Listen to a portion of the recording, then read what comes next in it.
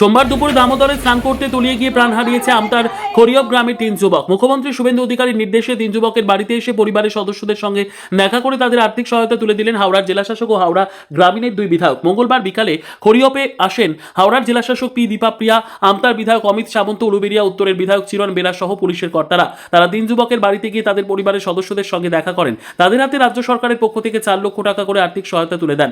আমতার বিধায়ক অমিত সামন্ত জানান, এই ক্ষতিপূরণ হওয়ার নয়, তাও পরিবারগুলির পাশে থাকতে মুখ্যমন্ত্রীর নির্দেশে রাজ্য সরকারের ডিজাস্টার রিলিফ ফান্ড থেকে এদিন আর্থিক সহায়তা পৌঁছে দেওয়া হলো। আমরা দেখে নেব এই বিষয় নিয়ে বিধায়ক ঠিক কি জানিয়েছেন। আমাদের গোটা আমতা এলাকায় ডুবুরি নেই, যেন আমাদের এই এলাকাটায় ডুবুরি যেন থাকে।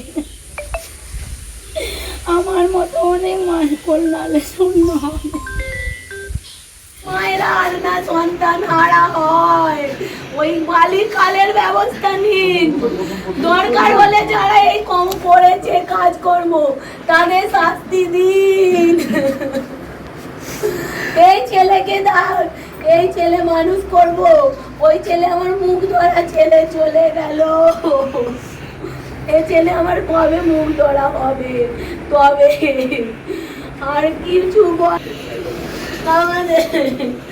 আমার ছেলে যে যেমন দেখতে তেমন সব কিছু সৌভিত্য বলছে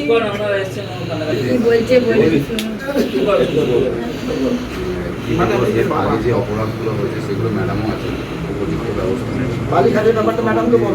স্যার কালকে ঘটনার সঙ্গে সঙ্গে দেখুন মানে কী বলবো, এদের সঙ্গে আমার 2 দিন আগেই দেখা হয়েছে। তরফ থেকে যে পুলিশ দেখুন, এটা আমাদেরকে একটু এনকোয়ারি করে দেখে নিতে হবে। আমাদের বিডিও সাহেব সব জায়গাতে আমাদের এমার্জেন্সি কন্ট্যাক্ট নাম্বার থাকতো, ঠিক আছে। এটা একটু ইন্টেরিয়ার জায়গাতে ইনসিডেন্টটা হলো, তার জন্য একটু গাড়ির এগুলো একটু তাড়াতাড়ি ও স্পটে যাওয়ার একটু অসুবিধা আমরা ফেস করেছি। এটা আবার হবে না, তার জন্য যা ব্যবস্থা নেওয়ার আমরা দেখি। ভিডিও বানিয়েছে আর বলছে আমাদের কাছে এর বিপর্যয় মোকাবিলার লোকের নাম্বার নেই, আপনারা জোগাড় করেন। কি বলবেন, আপনি তো বিধায়ক এখানে। দেখুন, নতুন সরকার গঠন হয়েছে, জাস্ট 4 তারিখের পর যদি আমরা 9 তারিখ ধরি, আজকে 26 তারিখ, 17টা দিন মাত্র হয়েছে। তো এই 17টা দিনে 15 বছরের জঞ্জাল সাফ করা তো সম্ভব না।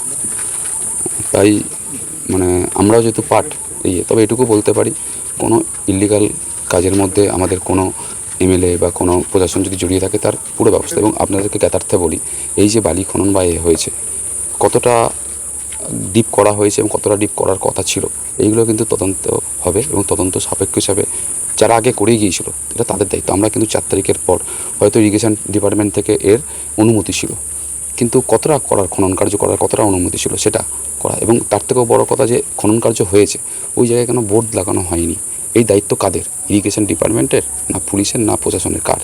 সেইটাও কিন্তু আমরা আগামী দিনে তদন্তে যাতে উঠে আসে তা দেখব। এবং তার জন্যই কিন্তু আজকে দেখুন যে একটা মানবিকভাবে কিন্তু ওনার নির্দেশে কিন্তু ডিএম ম্যাডাম, এসপি সাহেব এরা কিন্তু এসে কিন্তু ওনাদের পাশে দাঁড়াতে পেরেছেন। এবং শুধু দাঁড়ানোটা হয়তো আর্থিকভাবে দাঁড়ানো না, এটা আমরা যাতে আর মায়ের কোলতার এই ব্যাপারে অ্যাসুরেন্স। এবং আমি ওনাদের কাছে দাবি জানিয়েছি, যারা এই মৃত্যুর জন্য পরোক্ষভাবে দায়ী তারা যেন উপযুক্ত শাস্তি পায়। কেউ যদি ভাবে যে এখান থেকে পালিয়ে গিয়ে পার পাবে, ভুল ভাবছেন। নতুন ভিডিও দেখতে আমতা টিভি ফলো করে রাখুন। ধন্যবাদ আমাদের সঙ্গে জুড়ে থাকার জন্য।